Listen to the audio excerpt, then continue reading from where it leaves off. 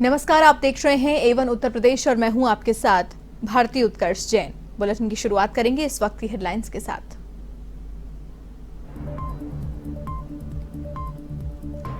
UP cabinet और मंत्रिपरिषद की बैठक, सीएम योगी ने की अध्यक्षता। बीजेपी की प्रेस कॉन्फ्रेंस में दी बैठक के फैसलों की जानकारी। एथेनॉल के उत्पादन को मिली मंजूरी।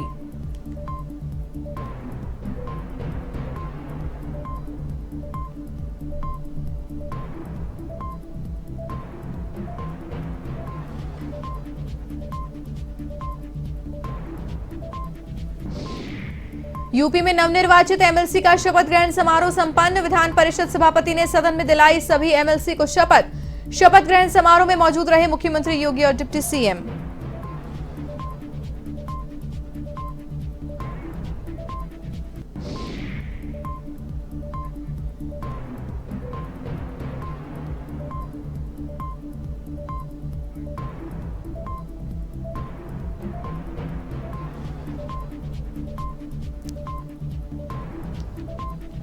गोरखपुर में दिल दहला देने वाली वारदात। रायगंज में लड़की के इनकार करने पर सिरफिरे ने खेला खूनी खेल। मां बाप और बेटी की धारदार हथियार से हत्या।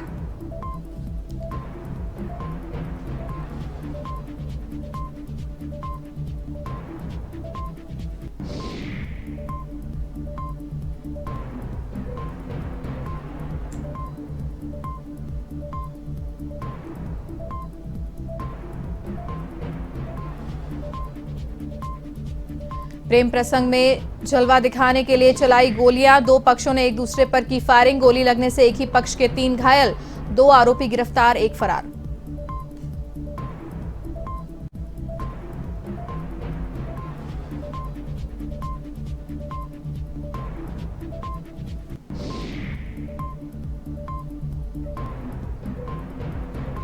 यूपी के सहारनपुर रेलवे स्टेशन को बम से उड़ाने की धमकी। पुलिस ने चलाया सभी ट्रेनों में चेकिंग अभियान। सुरक्षा व्यवस्था को लेकर पुलिस प्रशासन अलर्ट।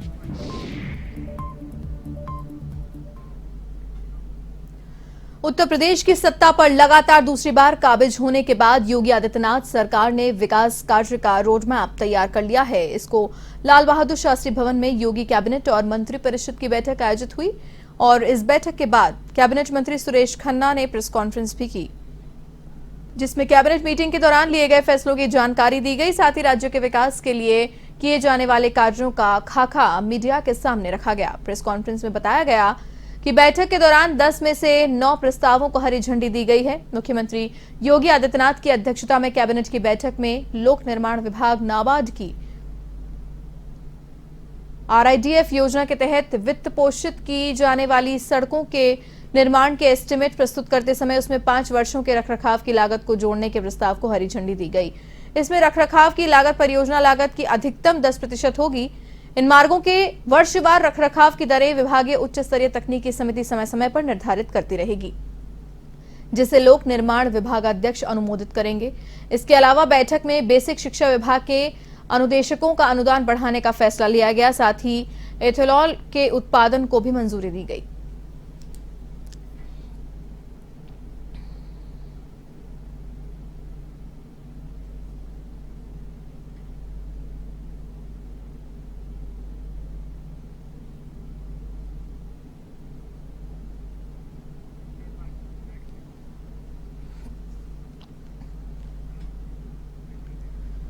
उत्तर प्रदेश के नवनिर्वाचित विधान परिषद सदस्यों का शपथ ग्रहण समारोह तिलक हॉल नवीन भवन में हुआ। विधान परिषद सभापति कुंवर मानवेंद्र सिंह ने नवनिर्वाचित सदस्यों को शपथ दिलाई। शपथ ग्रहण समारोह में मुख्यमंत्री योगी आदित्यनाथ, उप मुख्यमंत्री केशव प्रसाद मौर्य और ब्रजेश पाठक शामिल हुए। नवनिर्वाचित विधान परिषद सदस्यों के शपथ ग्रहण समारोह में यूपी सरकार के मंत्री भी उपस्थित रहे। कार्यक्रम में विधानसभा अध्यक्ष सतीश महाना भी शामिल हुए। गौरतलब है कि बीजेपी उच्च सदन में सबसे बड़ी पार्टी हो गई है। यूपी एमएलसी चुनाव 2022 का रिजल्ट 12 अप्रैल को घोषित होने के बाद बीजेपी को बहुमत मिल गया। 27 सीटों के लिए हुए चुनावों में बीजेपी ने 24 में जीत हासिल की और इससे पहले वो 9 सीटें निर्विरोध जीत चुकी थी। इस तरह बीजेपी ने 36 में से कुल 33 सीटें जीती हैं। इसी के साथ अब विधान परिषद यानी कि उच्च सदन में बीजेपी की 68 सीटें हो गई हैं।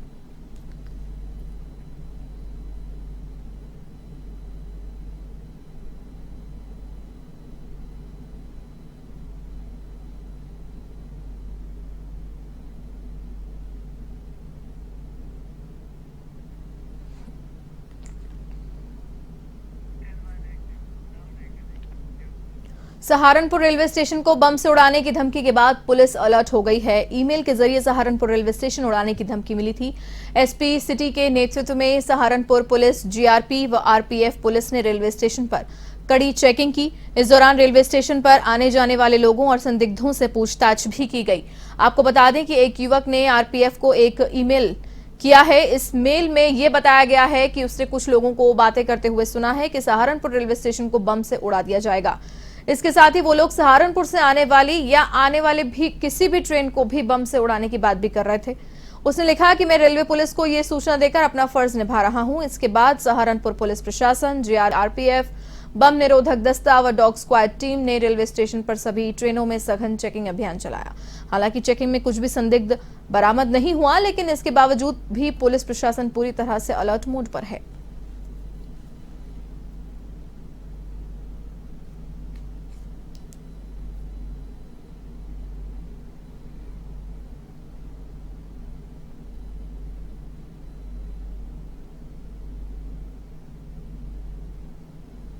आज रेलवेज में एक सीनियर ऑफिशियल को एक मेल मिली थी जिसमें एक थ्रेट कॉल के बारे में जिक्र किया गया था, जिसमें जनपद सहारनपुर में आने वाली एक ट्रेन में कुछ बॉम्ब रखे होने जाने की सूचना थी, जिस पर हम लोगों ने पूरे रेलवे स्टेशन के परिसर को सभी जीआरपी, आरपीएफ और संयुक्त पुलिस की टीम के साथ चेक कराया और एलआईयू, टीएफएमडी, एचएचएमडी और डॉग स्क्वाड के लोगों को ले जाके हम लोगों ने चेक कराया, जिसमें कुछ नहीं मिला है। आगे भी हमारी चेकिंग इसमें जारी रहेगी। कुछ भी सूचना मिलती है उसमें हम लोग। यूपी के गोरखपुर में दिल दहला देने वाली वारदात हुई। यहां पति पत्नी और उनकी बेटी की धारदार हथियार से गला रेतकर हत्या कर दी गई। तीनों परिवार में आयोजित शादी समारोह में शामिल होने जा रहे थे, तभी रास्ते में घात लगाकर बैठे हमलावर ने इस वारदात को अंजाम दिया। सूचना पर एसएसपी समेत अन्य अधिकारियों ने मौके पर पहुंचकर जांच पड़ताल की। साथ ही क्राइम ब्रांच और फॉरेंसिक टीम ने मौके से साक्ष्य भी जुटा लिए हैं। इधर हत्याकांड के मुख्य आरोपी आलोक पासवान को गिरफ्तार कर लिया गया है। आरोपी संत कबीर नगर के खलीलाबाद के रायना गांव का रहने वाला है। आरोपी ने पहले लड़की प्रीति को मारा, वहीं इसके बाद बचाने आए उसके मां बाप को भी मार दिया। आपको बता दें कि माता पिता ने बताया कि वो प्रीति से एक तरफा, ऐसा पता चला है कि प्रीति से वो एक तरफा प्यार करता था। ऐसे में घर वाले इस बात का विरोध कर रहे थे। इसी के चलते उसने धारदार हथियार से तीनों का गला रेत दिया।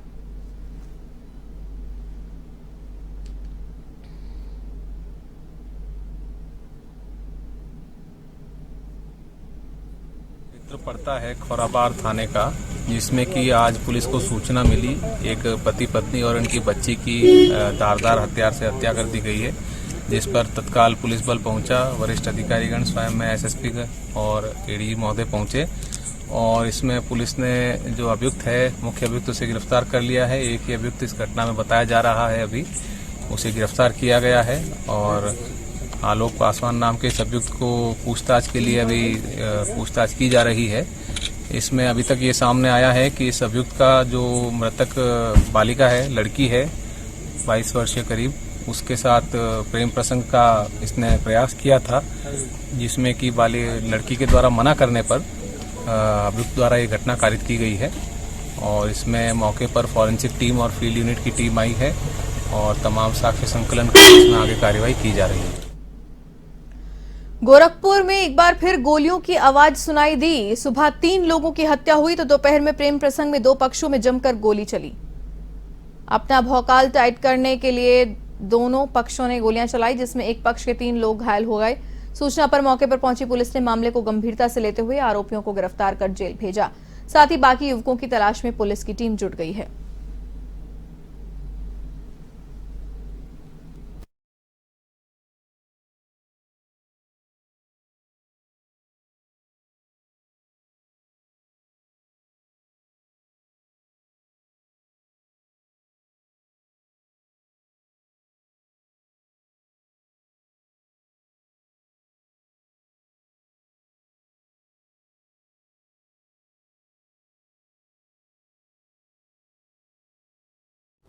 इसमें दो पक्ष के युवकों में कोई प्रेम प्रसंग के मामले को लेकर झगड़ा हुआ, जिसमें कि एक पक्ष के युवक ने फायरिंग किया, जिसमें 3 लोगों को छर्रे लगे थे।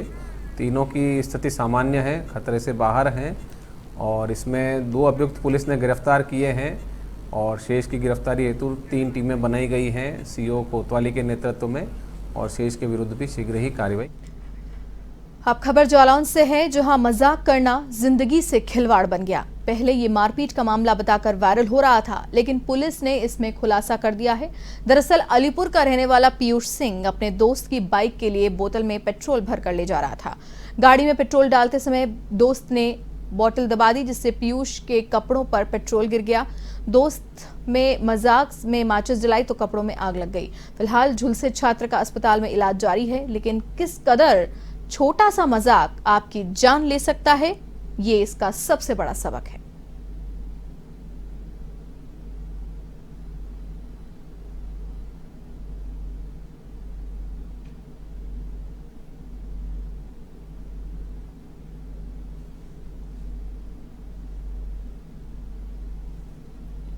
क्या नाम है आपका और क्या हुआ आपके साथ? पीयूष सिंह और मेरा भाई कोचिंग जा रहा था, तो रास्ते में उसका पेट्रोल ख़त्म हो गया। उसने मुझे कॉल की, कहने लगा भैया पेट्रोल लेकर आ जाओ, मैं यहाँ पे खड़ा हूँ। मैं गया पेट्रोल पंप, पेट्रोल लेकर आ रहा था, उसकी गाड़ी पास में खड़ा गया, पेट्रोल डालने लगा। कुछ लड़के पीछे से आ गए, तो उन लोगों ने ज़बरदस्ती की धक्का कर हाथापाई करने लगे। उसने धक्का दिया, पेट्रोल मेरे हाथ से छुड़ा लिया, मेरे ऊपर डाल दिया। मैं पूरा पेट्रोल से गीला हो गया और फिर उन्होंने माचिस निकाली और वो कहने मैं आग लगा दूँगा तुझे। तो मैंने कहा तो मैं थोड़ी दूर को हुआ और उसने आग जलाई। मैं पहले पास में था, उसने मैं दूर को गया तो उसने आग जलाई, मेरे ऊपर मेरी तरफ को फेंका, तो उसमें आग लगी तो मैं यहाँ से वहाँ भागने लगा था और वो लोग भी भाग गए थे, जो लड़के आए थे। कौन लोग थे ये नाम कुछ तो पता नहीं है, कि नाम पता है इनका। अच्छा, क्या झगड़ा कभी रहा क्या पुराना? झगड़ा, हाँ, मेरे साथ एक दोस्त रहता था, उसका झगड़ा था। पुलिस से शिकायत की? हाँ, पुलिस से शिकायत की। नहीं, ये मामला जो बताया जा रहा है कि कुछ दबंग लोगों ने किसी को जलाने का प्रयास किया, ये सूचना मिली थी। इसमें इंस्पेक्टर कोतवाली द्वारा जांच की गई। जो जला है युवक, जिसका पीयूष नाम है, सुपरफिशियल इंजरी है उसके और जो अब तक जांच में आया है कि ये कोई दबंगों द्वारा जलाने का मामला नहीं है। अभी तक जो प्रथम दृष्टया जांच में सामने आया वो ये है, ये पीयूष अपने एक इसके रिश्तेदार हैं, अभी करके लड़का है, उसकी मोटरसाइकिल में तेल खत्म हो गया था, तो अभी ने अपने पीयूष को कहा कि मोटरसाइकिल में, तो पीयूष उसके लिए मोटरसाइकिल बॉटल में तेल लेके आ रहा था, पेट्रोल लेके आ रहा था, और पेट्रोल जब उसकी गाड़ी में अभी के में डाल रहा था तो उस समय डालते वक्त कुछ पेट्रोल उन्होंने बॉटल दबा दी, कुछ पेट्रोल उसके पेट के ऊपर गिर गया था। और अभी का एक दोस्त वहीं कृष्णा करके था, एक दोस्त, वो भी वहाँ मौके पे था और उसने मजाक मजाक में माचिस जलाई, मजाक में, और वो मजाक में आग लग गई। तो सुपरफिशियल इंजरीज है, कोई बात नहीं। ये जो दबंगई वाली बात कही जा रही है ये गलत।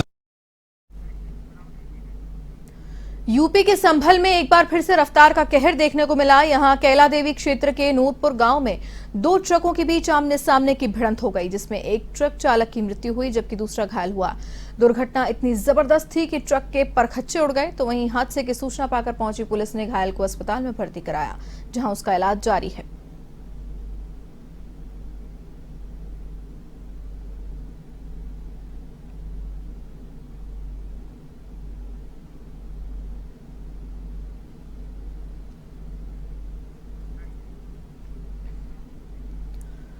यूपी के कानपुर देहात में बिजली विभाग की लापरवाही से बड़ा हादसा हो गया। अकबरपुर के चंदन ढाबा के पास शादी में टेंट लगाते समय करंट की चपेट में आने से 2 युवक गंभीर रूप से झुलस गए, जिन्हें जिला अस्पताल में भर्ती कराया।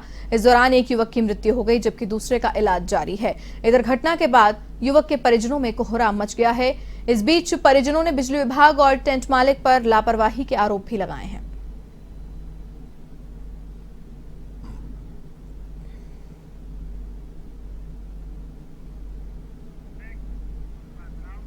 यूपी के फतेहपुर में माफियाओं के खिलाफ सरकार का एक्शन जारी है और इसी के तहत मलवा थाना क्षेत्र के मीरमऊ गांव में शराब माफिया और गैंगस्टर की अवैध संपत्ति पर प्रशासन का बुलडोजर चला है। भिंड की उपजिलाधिकारी अवधेश निगम के निर्देशन में शराब माफिया राकेश सिंह के आलीशान मकान को ध्वस्त किया गया, साथ ही करोड़ों रुपए की सरकारी संपत्ति को खाली कराया गया। आपको बता दें कि शराब माफिया राकेश सिंह ने जबरन सरकारी संपत्ति पर कब्जा किया था।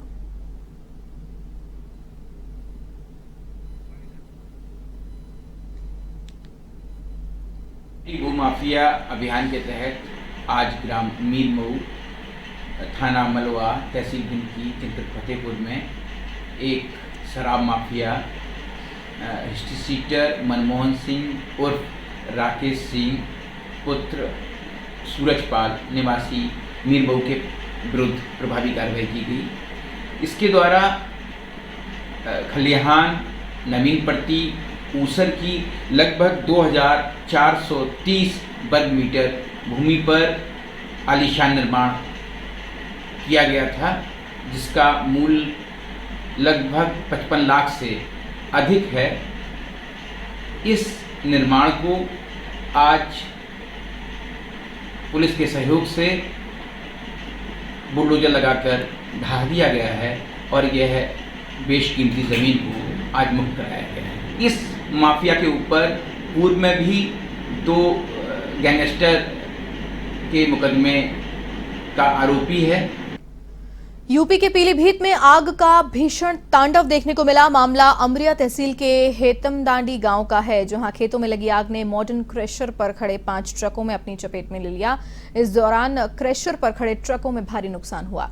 ट्रक पूरी तरह से जलकर खाक हो गए। इन ट्रकों से रेत की ढुलाई का कार्य होता था। इधर घटना की सूचना पाकर पहुंची फायर ब्रिगेड ने कड़ी मशक्कत के बाद आग पर काबू पाया।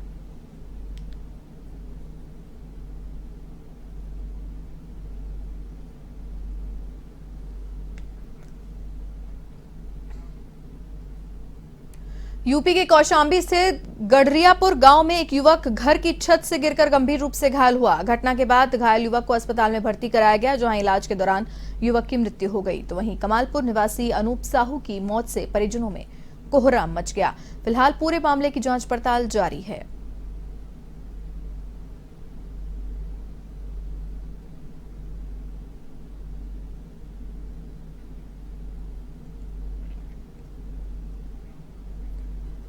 फतेहपुर के हथगांव में सड़कों पर अवैध अतिक्रमण के खिलाफ कार्रवाई की जा रही है। बता दें कि नगर पंचायत के अधिशासी अधिकारी मोहनी केशरवानी और थाना प्रभारी अश्विनी सिंह के नेतृत्व में पुलिस ने अभियान चलाया। साथ ही अतिक्रमणकारियों को दोबारा से अतिक्रमण न करने की चेतावनी भी दी।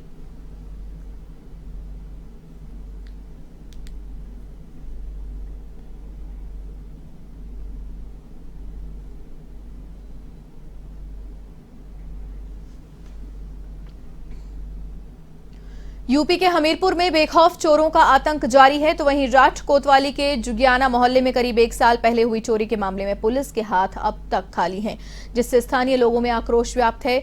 आपको बता दें कि जुगियाना मोहल्ला निवासी पीड़ित चंद्रपाल के घर से विवाहित पुत्री के लाखों रुपयों के जेवरात और नकदी लेकर चोर फरार हो गए थे, जिसके बाद से पीड़ित परिवार को आर्थिक संकट का सामना करना पड़ रहा है। और इसी बीच चंद्रपाल ने पुलिस अधीक्षक को शिकायती पत्र देकर चोरी का खुलासा करने और चोरों के खिलाफ कड़ी कार्रवाई करने की मांग की है।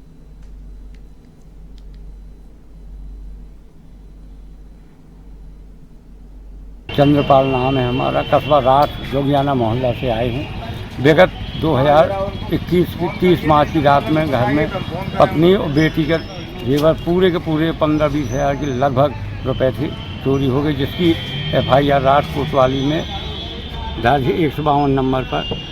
तो कई बार पुलिस अधीक्षक महोदय से, कई बार श्रीमान DM हमीरपुर साहब, कई बार CO राठ कोतवाल साहब राठ सबसे, और मुख्यमंत्री जनता दरबार लखनऊ में एवं श्रीमान DGP महोदय लखनऊ के यहाँ प्रार्थना पत्र दिए, मगर आज तक उसका खुलासा नहीं हो सका। तो हम मानसिक तौर पर पूरे परिवार पीड़ित थे।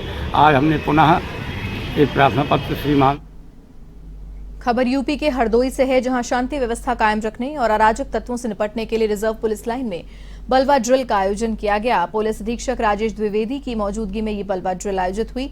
बलवा ड्रिल में अपर पुलिस अधीक्षक पूर्वी, अपर पुलिस अधीक्षक पश्चिमी, क्षेत्राधिकारी शाहबाद, क्षेत्राधिकारी बघौली, क्षेत्राधिकारी नगर और पुलिस उपाधीक्षक यातायात समेत सभी थाना प्रभारी उपस्थित रहे।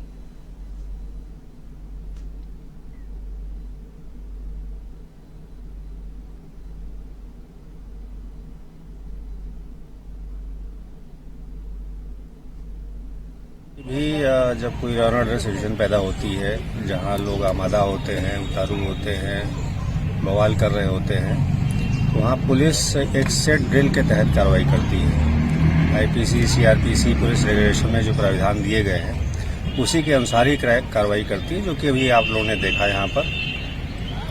पहले उनको समझाया बुझाया जाता है, एक आंसू गैस फेंके जाते हैं, फायर टेंडर का यूज़ किया जाता है, लाठीचार्ज किया जाता है, और फिर भी नहीं मानते हैं तो सक्षम जो भी वहाँ पर उपलब्ध है प्रशासनिक अधिकारी, उससे अनुमति लेकर के फायर किया जाता है। फायर करने के बाद भी कार्रवाई होती है। जो घायल होते हैं, जो मृत होते हैं, उनको जैसे तुरंत या तो अगर घायल है तो अस्पताल ले आया जाता है और मृतकों को वहाँ से अलग हटाया जाता है। ये सब कार्रवाइयाँ आपने देखी। अभी इसमें और इसी के साथ इस बुलेटिन में फिलहाल के लिए इतना ही। देश और दुनिया की तमाम बड़ी खबरों के लिए आप देखते रहिए A1 TV। नमस्कार।